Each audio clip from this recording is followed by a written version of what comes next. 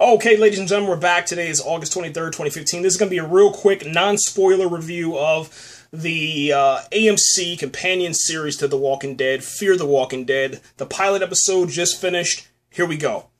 You're in Los Angeles. There are people all around the city, okay?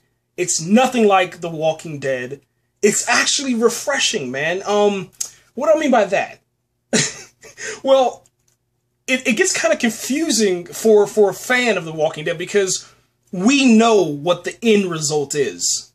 Everything that we love about, Fear the Walking Dead is going to burn in hell, okay? There's going to be nothing left.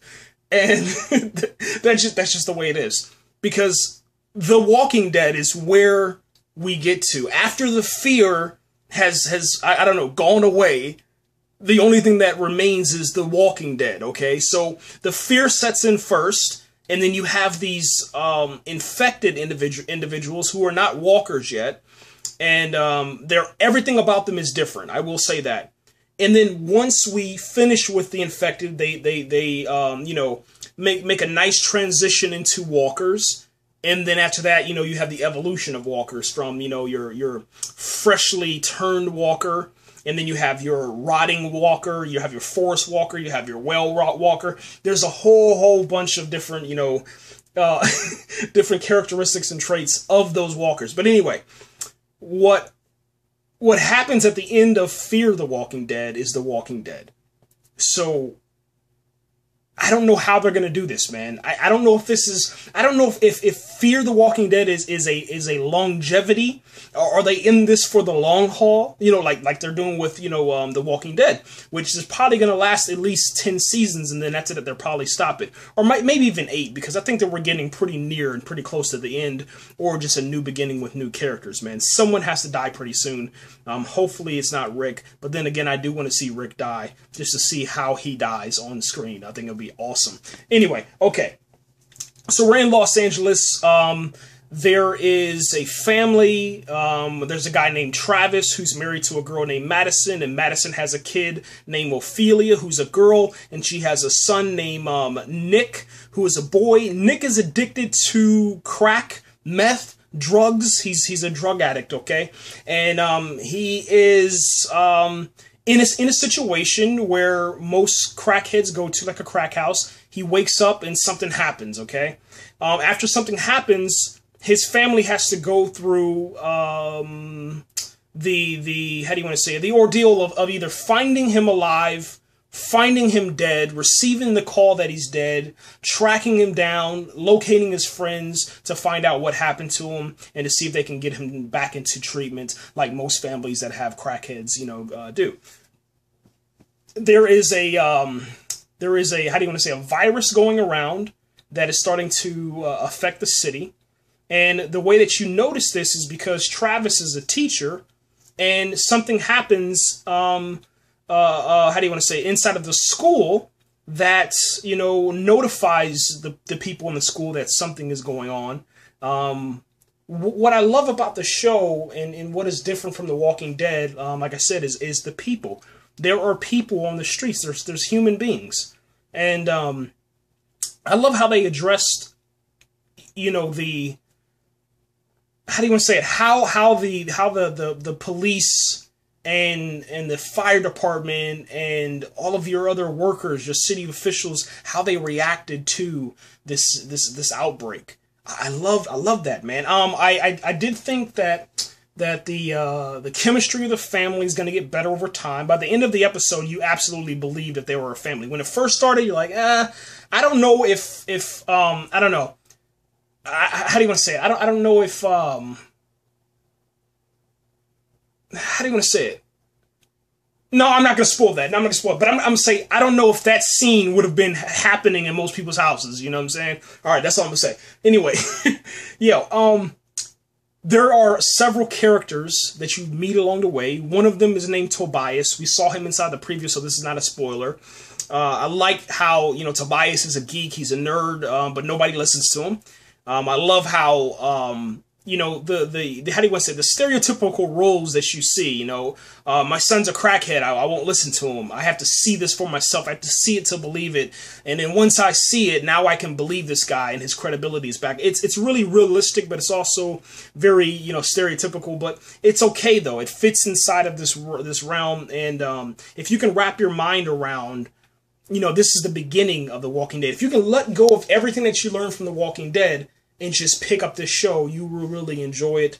I love the cinematography, the editing, the score.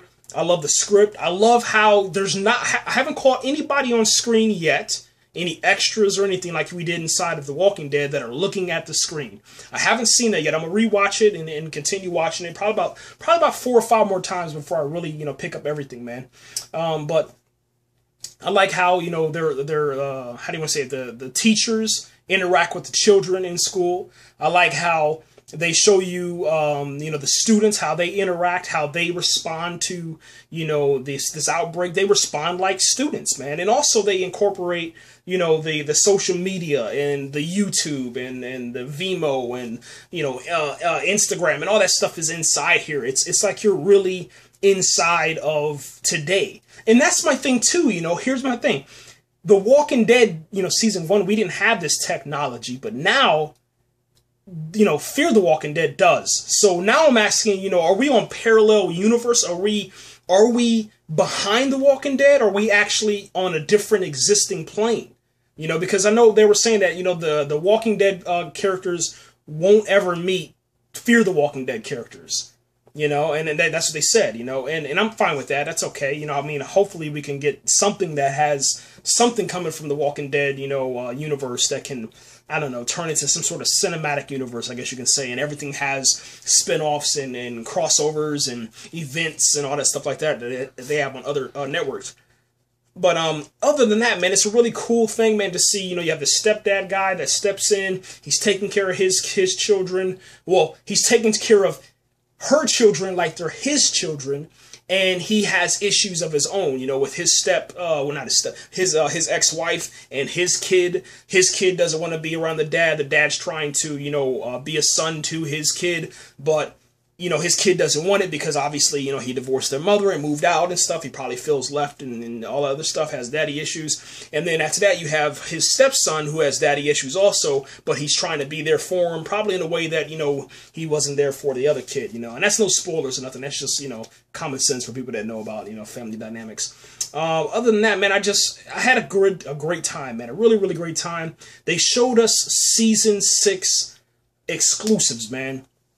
All right, and I don't want to spoil this, but Sasha, she's in the car with somebody. They're driving, going somewhere, and I don't know. I don't know if they're going to survive that, man. That's all I'm going to say. I don't want to spoil nothing, all right?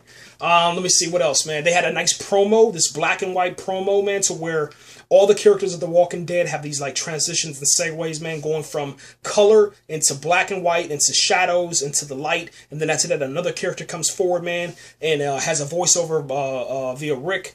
And it's just dope, man. It's dope as hell. I really loved it. And I hope you guys get a chance to watch it, man. I'm going to come back with a spoiler-filled review, man. Probably tomorrow after I watch it a couple of times, man. And then after that, we'll be good to go. And give people another opportunity to actually watch the show. Not in really a rush to upload this one, man, because, you know, it's a good pilot episode, but it's not so hot to where, you know, I got to, you know, immediately talk about it and stuff. So I'm not really in a rush. Not saying it's bad. Not saying it's bad.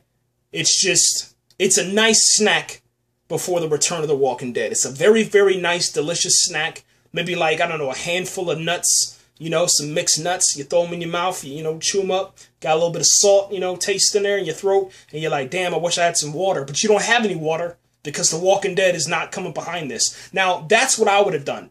If I was AMC, I would have had fucking Fear the Walking Dead come first. And immediately after Fear the Walking Dead, I would have had the fucking return of The Walking Dead Season 6. Fuck this Halloween, October bullshit. I would have done it, alright? That's just me. I'm gonna leave it at that. I'm out of here, guys. Thanks again for listening, all that good stuff, man. I appreciate everything, man. Go ahead and hit that comment button, hit that like button, hit that subscribe button, and share this, man, with pretty much nobody. Don't share with anybody. I was just joking about that. But yeah, definitely hit that comment and that like and that subscribe button, man. I appreciate it. Right, guys. And Fear the Walking Dead comes on Sundays. Yeah, Sundays until The Walking Dead returns. I think it has 10 episodes, and that's it. And it already has a season 2, so, you know, pretty much no one is safe inside of this show, too. But we do know who is coming back for season 2 already, so there's really no surprises or nothing if you've been following the show. Anyway, I'm out of here. That's it.